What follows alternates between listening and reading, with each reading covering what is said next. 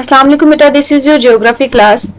आज हमने last topic करना है विच इज ग्राफ्स। ठीक है, ये चैप्टर फिर आपकी जान छूट जाएगी भाई, फाइनली ये चैप्टर खत्म हो जाएगा।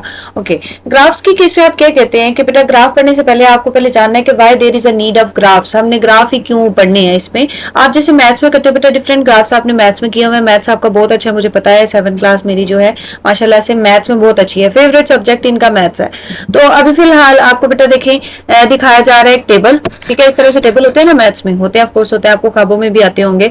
तो एक साइड पे बेटा देखिए उन्होंने मंथ्स दिया हुआ है और दूसरी साइड पे दिया हुआ है रेनफॉल की कितनी कितनी बारिश होती है।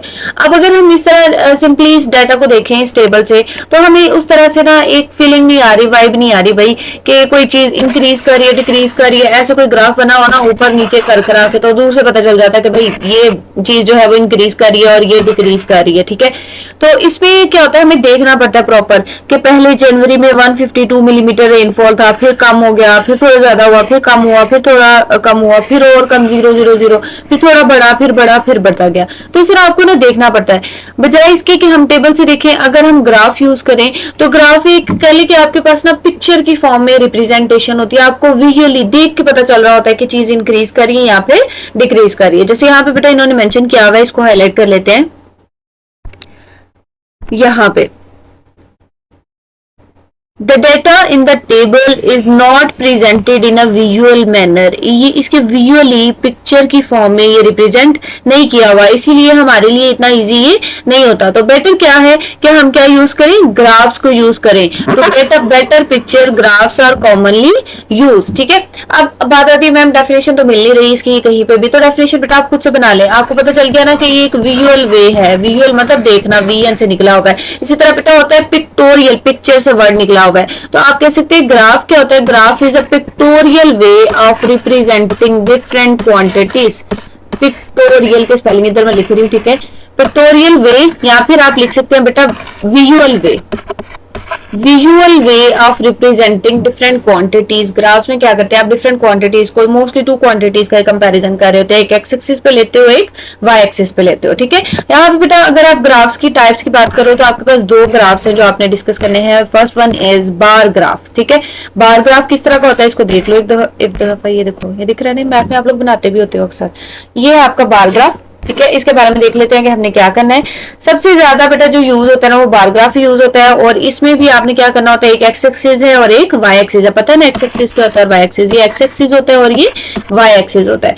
तो इनके अकॉर्डिंग कहते हैं कि 2 एक्सिस हैं, तो वर्टिकल जो एक्सिस है वाई एक्सिस है, हॉरिजॉन्टल जो है वो एक्स एक्सिस है। और एक्स एक्सिस पे we use to take time period, हमने टाइम पीरियड लेना होता है। टाइम पीरियड मतलब आप इसमें टाइम ले सकते हैं मिनट में, सेकंड में, डेज में, ईयर्स में, मंथ्स में, कोई भी बात कर सकते हैं, टाइम की बात करनी है। ठीक है, तो यहाँ पे जो एग्जांपल दी हुई है आपको मंथ्स वाले की एग्जांपल दी हुई है।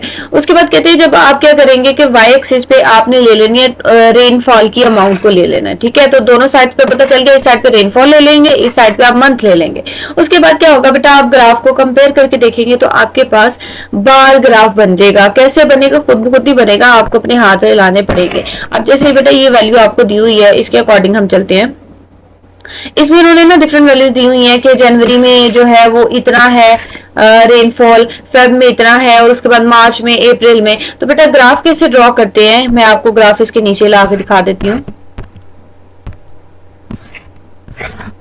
क्या आपको ग्राफ दिख रहा है ना, आपके पास टेबल हो तो बेटा आप ग्राफ बना सकते हैं। ठीक है, तो आपको वैल्यू दी हुई है, आपने उस वैल्यू को देखते हुए तो ग्राफ बना लेना है। अभी इसके साथ हम कंपेयर करके देखते हैं कि ग्राफ ये कैसे बना। इसको थोड़ा सा छोटा कर लेते हैं, ठीक हो गया? नहीं मैम ठीक नहीं हुआ, अभी दिख नहीं रहा, कर देते हैं भाई, आपके लिए तो कुछ भी कर सकती हैं मैम, है ना। ओके, सो बेटा इस पे जरा गौर करिएगा। ग्राफ एक दफा जस्ट आप देख लेंगे ना, आपको वैसे ही आता है, मैथ आपको आता है, इस चीज की टेंशन नहीं है मैम को, इस चीज की टेंशन मैम को बिल्कुल भी नहीं है, मैथ्स बहुत आता है आपको। ओके देखिए बेटा एक्स एक्सिस पे क्या लिया हुआ है, हमने लिया हुआ है एक्स एक्सिस पे मंथ्स लिया हुआ है, ठीक हो गया। ओके, और वाई एक्सिस पे हमने रेनफॉल लिया हुआ है। अब नीचे मंथ्स मेंशन कर दिया हुआ है, जनवरी, फरवरी जो भी है। अब हम क्या करते हैं बेटा, हमने यहाँ से देखनी है वैल्यू।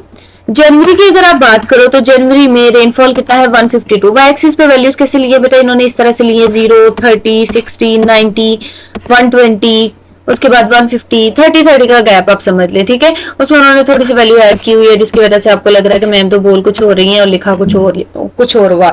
तो बेटा आप खुद से कुछ भी स्केल सेट कर सकते हो, मैथ्स में भी करते हो गए। आप क्या कर सकते हो, 0, 30, 60, आप चाहे तो 50-50 का कर लो, 0 के बाद 50 कर लो, उसके बाद 100 कर लो। तो गैप जो है जो भी आपने सिलेक्ट करना है, it is in your hands, आपकी अपनी चॉइस है। ओके, अब हम देख लेते हैं बेटा, नीचे हमने लिखी थी बस मंथ्स मेंशन किए थे, ठीक है। अब इसके अकॉर्डिंग ग्राफ कैसे बनाते हैं, जैसे हमें पता है कि जनवरी में जो वैल्यू थी 152 थी, तो 152 कहाँ भी बन रही है, यहाँ पे आके 150 बन रही थी ना, पीछे करके यहाँ पे करके 150 बन रही थी।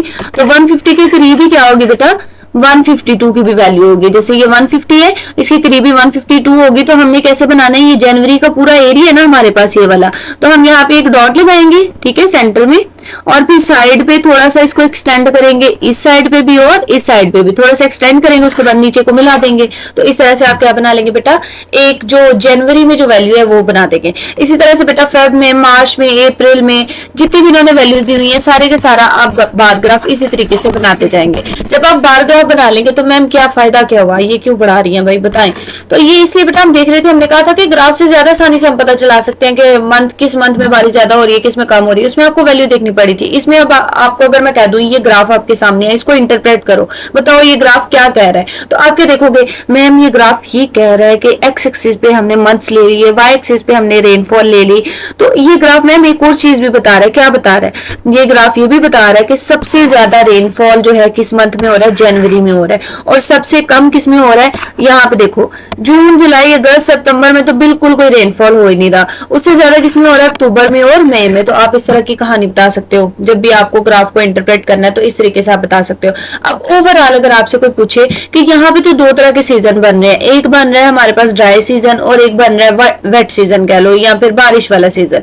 तो बारिशों वाले सीजन में कौन कौन से मंथ्स आएंगे, सोचे जरा, आपको क्या लग रहा है बेटा। देखो सबसे ज्यादा दिसंबर में होना शुरू हुई बारिश, है ना, दिसंबर, इसका मतलब दिसंबर से लेके उसके बाद मार्च तक काफी अच्छी खासी बारिश होती रही है ना। तो ये जो सीजन है आपके पास वेट सीजन आ जाएगा। बाकी ये जो जून, जुलाई, अगस्त, सितंबर वाला सीजन है ये क्या है, बिल्कुल ड्राई सीजन है। तो बेटा यही आपके पास ना नीचे ग्राफ की इंटरप्रिटेशन में उन्होंने बताया हुआ है कि दिसंबर से मार्च तक वेट सीजन चलता है, और ड्राई सीजन वो होता है जिसमें बहुत कम बारिश हो, या फिर आप कह सकते हैं बारिश हो ही ना, जैसे यहाँ पे लिखा हुआ वेट सीजन और ड्राई सीजन के बारे में लिखा हुआ है। उसके बाद बेटा फर्दर हम सेकंड टाइप पे जाते हैं, लाइन ग्राफ। लाइन ग्राफ में आपने लाइनें नहीं मारनी, ठीक है, जो आप मतलब मारते रहते हैं नोटबुक पे, एक दूसरे की लड़ाइयां करते हैं ना आप लोग, तो लाइन लगाते रहते हो। तो लाइन ग्राफ में क्या है, उसमें बार था ना तो आपने बार बना दिया। लाइन ग्राफ में आपने सिंपली बेटा लाइंस बनाते जाना है, जोड़ते जाना है, ठीक है। अब इसमें बात आ जाती है कि ये इसके बारे में क्या आप याद करेंगे, तो इसके बारे में बेटा आप याद कर लेंगे कि आपके पास जो लाइन ग्राफ है are useful in showing changes over a time period, ठीक है। ये यूजफुल है जब भी आपने किसी टाइम पीरियड की बात करनी हो। वैसे तो आपको उससे भी पता चल रहा था, लेकिन इसे ना आपके पास लाइन की फॉर्म में वेरिएशन आ जाएगी। इसमें जब हम बात करते हैं ना एक्स एक्सिस पे, तो इसमें भी सेम टाइम पीरियड ही एक्स एक्सिस पे लेते हैं, यानी कोई मंथ वगैरह ले लिए। वाई एक्सिस पे क्या लेते हैं हम, कोई भी ऐसी चीज जिसको हमने मेजर करना है, यानी टेम्परेचर कर लें या पॉपुलेशन कर लें, कुछ भी, ठीक है। अब इस ग्राफ की बात कर लेते हैं। इसमें भी उन्होंने बेटा आपको इसी तरीके से वैल्यूज दी हुई हैं। इन वैल्यूज को देखते हुए आपने क्या करना है, टेम्परेचर दिया हुआ है, इन वैल्यूज को जब आप देखेंगे तो आप ग्राफ प्लॉट करेंगे। कैसे प्लॉट करेंगे, इधर देखें जरा, हमारे पास आ जाती है बेटा, हमने कहा कि हम लेंगे जो मंथ वगैरह है वो वाई एक्सिस, एक्स एक्सिस पे सॉरी लेंगे, ये पेंसिल नहीं अच्छी है ना, ये वाली अच्छी है, हम लेंगे इसे एक्स एक्सिस पे, और टेम्परेचर को किस पे ले लेंगे, वाई एक्सिस पे। जब हमने ले लिया तो बेटा यहाँ पे मंथ भी मेंशन कर लेंगे, जनवरी, फरवरी, मार्च, अप्रैल, इस तरह से, ठीक है। और आपको यहाँ से स्केल भी सेट करना है कि 0 है, 4 है, 8 है, 17 है, 19 है। तो आप कोई भी गैप सिलेक्ट कर सकते हो कि जैसे ये 0 है तो उसके बाद 10 ले लो, 20 ले लो, फिर 30, या फिर आप 20 का गैप ले लो, चाहे तो आप 4 का गैप ले लो। तो गैप लेने के बाद आपने ग्राफ बनाना है। जैसे सपोज मैं यहाँ पे आपको बताती हूँ, थोड़ा सा हल्का फुल्का सा बना लेते, बल्कि बना हुआ है, रुके मैं आपको दिखाती हूँ। यहाँ पे ग्राफ आपका बना हुआ है लाइन ग्राफ, ठीक है, ये रहा लाइन ग्राफ। लाइन ग्राफ में उन्होंने क्या लिया हुआ है बेटा, इन्होंने ना 4 का तकरीबन डिफरेंस लिया हुआ है, ठीक है। 0 है, उसके बाद वैल्यू जो आपको दिख रही है 3.8 यानी 4 ही लगा लो। आप सीधे सीधे 4 का गैप भी करोगे ना तो वो भी ठीक होगा। जैसे उसमें ना सबसे पहले अगर जनवरी की बात करें तो जनवरी में उसकी वैल्यू क्या बन रही है आपके पास, जनवरी में आपके पास वैल्यू है 1, फरवरी में 0 है और मार्च में 4 है। एक दो वैल्यू देख लेते हैं, ठीक है। जन, फेब और मार्च की 1, 0, 4 है। देखिए बेटा, ये मैं आपके कन्वीनियंस के लिए इसको बिल्कुल सामने ले आई हूँ। अब देखिए, आपने ग्राफ किस तरह से प्लॉट करना है कि आपके पास है जनवरी में वैल्यू क्या है 1। अब 1 किधर बन रहा है, ऑलमोस्ट यहाँ पे बन रहा है 1, है ना, ऐसे ही है ना, 1 यहाँ पे बन गया तो आपने यहाँ पे ये निशान लगा दिया। इसी तरीके से बेटा जो फेब की वैल्यू है 0, आप फेब के पास देखो ये नीचे 0 के बिल्कुल सामने आ गया। इसी तरह से बेटा मार्च में देखो 4 वैल्यू है, ठीक है, तो 4 है तो ये 3.8 के देखो थोड़ा सा ऊपर करके इन्होंने निशान लगा दिया हुआ है। अभी मैं आपको थोड़े से स्पॉट्स भी लगा के इस पे दिखाती हूँ पॉइंट्स।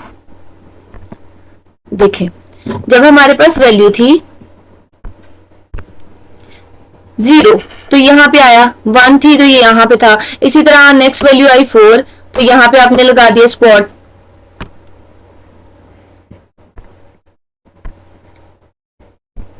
यहाँ पे सॉरी बेटा, ये ग्राफ जो है ना, यहाँ पे लगा दिया स्पॉट। इसी तरीके से नेक्स्ट बेटा फर्दर जो वैल्यू आ रही है आपकी तकरीबन 7 के करीब आ रही थी। इस तरह आपने पॉइंट्स लगाते गए। जैसे जैसे आप पॉइंट्स लगाते गए ना तो आपको पता चला कि इन पॉइंट्स को तो आपस में ज्वाइन भी किया जा सकता है, ठीक है। तो आपने जब बेटा फर्दर इनको ज्वाइन किया, पॉइंट्स को मिलाया, तो आपके पास कुछ इस तरीके से ग्राफ बन गया। क्लियर है, ठीक है। बुक को देखिएगा बेटा, टेबल को सामने रख के देखिएगा, आपको पता चल जाएगा ये ग्राफ कैसे बना है। आपने मैथ्स में वाकई में बनाया हुआ है ग्राफ्स, ठीक है। अगर नहीं भी बनाए इन केस तो बेटा ये बहुत सिंपल है, आपको इसको बस रिलेट करने की जरूरत है। टेबल को, ग्राफ को सामने रख के देखें, आपको क्लैरिफाई हो जाएगा।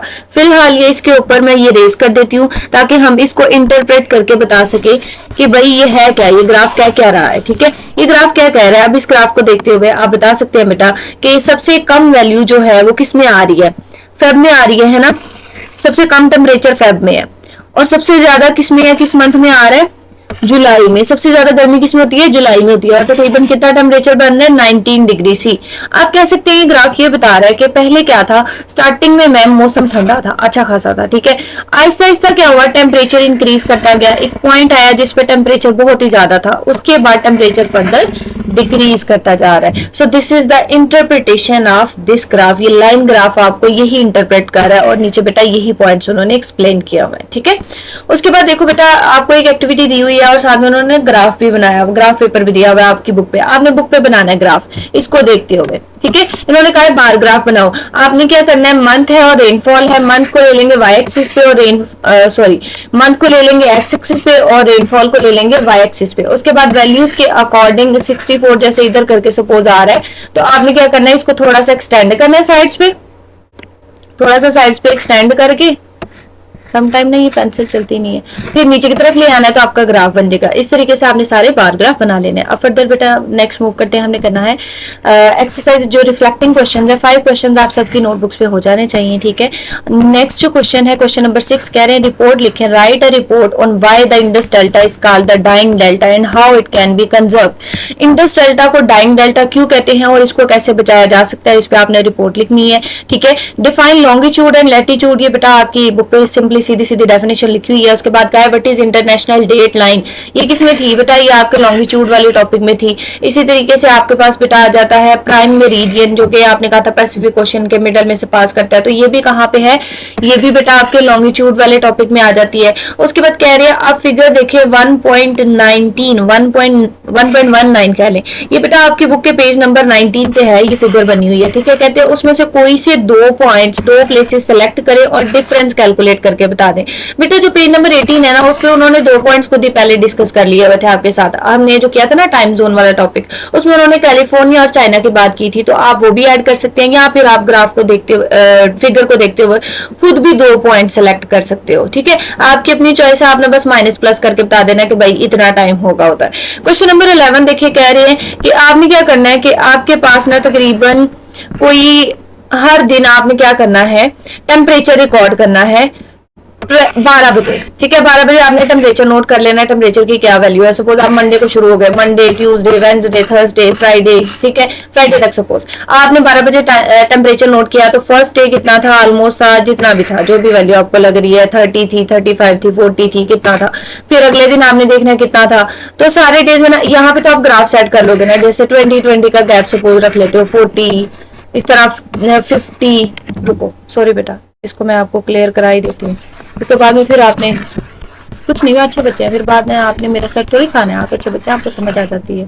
ठीक है, अभी मैं आपको बताती हूँ कि ग्राफ किस तरीके से बनाना है आपने, X axis and Y axis. Okay, हमने क्या करना है बेटा, हमने डेज ले लेने हैं यहाँ पे Monday, Tuesday, Wednesday, Thursday, Friday, right, Saturday, Sunday, जहां तक मर्जी ले जाओ। यहाँ पे आपने कोई भी वैल्यू ले लेनी है, 20, 40, 40 के बाद क्या आएगा 60, इस तरीके से आपने वैल्यूज ले लेनी है। फिर आपने क्या किया, मंडे को मैंने टेम्परेचर नोट किया, तो टेम्परेचर था 25, तो 25 यहाँ पे बन जाएगा। ठीक है, फिर क्या करेंगे भाई 25 का, ये देखें वैसे ऐसे उल्टा दिल बन गया बेचारा, वैसे ही जियो पढ़ते पढ़ते ना खुशी मिल रही है। साइड्स पे आप बेटा इसको एक्सटेंड करेंगे, ठीक है, साइड्स पे इसको एक्सटेंड करेंगे और नीचे की तरफ इसको ग्राफ को बना देंगे, बार ग्राफ। इसी तरह बेटा आप देखोगे, सपोज आपके पास 40 वैल्यू आ रही है ट्यूसडे को, तो 40 पे ऐसे निशान लगा के ऐसे बार बना दोगे नीचे की तरफ। तो इस तरह से ग्राफ बनाना बहुत ईजी है। ठीक है, बार ग्राफ। उसके बाद क्वेश्चन नंबर 12 है, कह रहे पिक्चर आपको दी हुई है, ठीक है, कराची की पॉपुलेशन के बारे में आपको दिखाई दे रहा है, कह रहा है कि इसको ना पिक्चर को इंटरप्रेट करो। इंटरप्रेट करना मतलब आपको पिक्चर दिख रही है कि बिल्डिंग्स हैं, काफी ज्यादा हैं, and they are kind of very close to each other. तो आप बता सकते हैं कि ये रिप्रेजेंट कर रहा है कि काफी पॉपुलेटेड एरिया है ये, यहाँ पे बहुत से लोग रहते हैं, बिल्डिंग्स बहुत क्लोज हैं और बिल्डिंग्स बहुत लंबी लंबी भी हैं। तो अपनी वर्डिंग में भी कर सकते हैं। उसके अलावा बेटा आप लोग जब कर रहे थे ना कल टॉपिक, उसमें भी एक पॉपुलेटेड वाले की ना उन्होंने इंटरप्रिटेशन लिखी हुई थी, आप उधर से भी वर्डिंग यूज करके हेल्प ले सकते हो। ओके, अल्लाह हाफिज। इसको पढ़िएगा, अपने क्वेश्चंस को कंप्लीट करिएगा। और लास्ट पे एक और चीज बेटा, आपको ना एट अ ग्लांस भी बनाना है। ठीक है, आपकी बुक पे दिया हुआ एट अ ग्लांस, वो भी बना लीजिएगा। मैंने भी यहाँ ऐड किया था लेकिन बेचारा लगता है कहीं गायब हो गया। तो एट अ ग्लैंस आपने ये दिया हुआ है। ठीक है, ये प्लेन्स और रिवर्स वाला एट अ ग्लैंस आपको दिख रहा है, ये आपने बना लेना है। ठीक है, अपनी नोटबुक पे। क्लियर हो गया? तो आपका ये चैप्टर नंबर 1 कंप्लीट है। इनको अच्छे से पढ़िएगा। कोई चीज़ की समझ ना आए तो बेटा मैसेज कर लीजिएगा। अल्लाह हाफिज।